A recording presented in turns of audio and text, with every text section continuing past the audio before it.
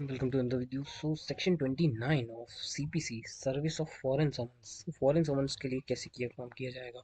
Summonses and other processes issued by any civil or revenue code established in any part of India to which the provision of this code do not extend.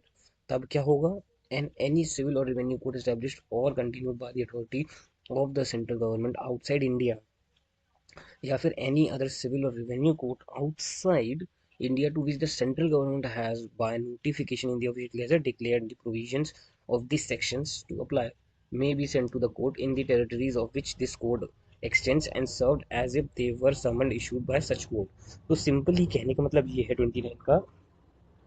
ये कह रहा है कि अगर कोई civil या revenue court जो है अगर वो आउटसाइड होगा नॉर्मल सीपीसी एरिया के यानी इंक्लूडिंग आउटसाइड इंडिया और अगर वो इशू करता है कोई समन लीगल नोटिस जो कि समन लीगली सर्व हो सकते हैं इंडिया में थ्रू इंडियन कोर्ट, तो उनको ऐसे ही ट्रीट किया जाएगा जो कि जैसे कि वो इशू किए गए हों इंडियन कोर्ट के द्वारा ही.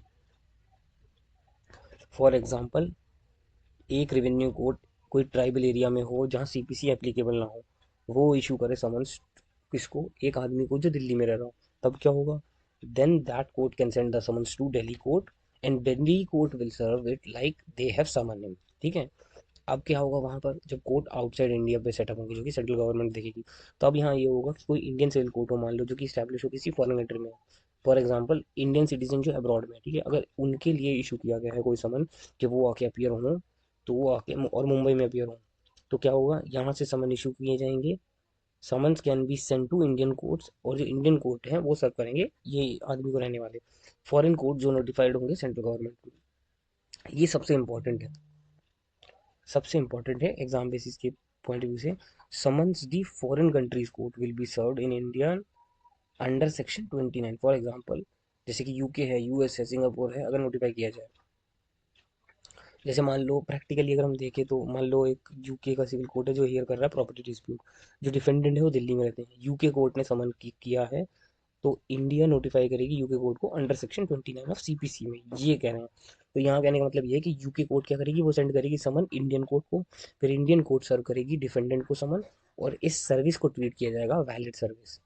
मान लो मनी सूट है फॉर एग्जांपल यूएई में, अब यूएई में civil suit file civil court में मैटर चल रहा है, फाइल हुआ मनी रिकवरी का केस, जहाँ पे डिफेंडेंट जो है वो शिफ्ट हो चुका है केरला में. यूएई जो है एक नोटिफाइड कंट्री है, यूएई कोर्ट ने सेंड किए समन्स इंडिया को, तो इंडियन कोर्ट क्या करेगी, वो सर्व करेगी. तो डिफेंडेंट ये नहीं कह सकते कि फॉरेन कोर्ट का नोटिस वैलिड नहीं है. ठीक है. समन कैसे सर्व किए जाएंगे? बिल्कुल वैसे ही सर्व किए जाएंगे जैसे कि इंडिया में होते हैं, प्रोसेस सर्वर के थ्रू, रजिस्टर पोस्ट या कोई भी दूसरा मेंशन ऑफ प्रोसेस मेंशन है सीपीसी में.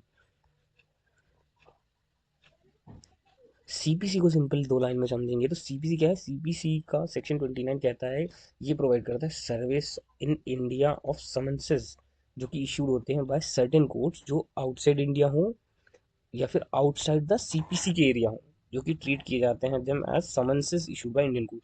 आउटसाइड सीपीसी किसको कह रहे हैं? ट्राइबल्स के लिए कह रहे हैं. So this is section 29 of CPC.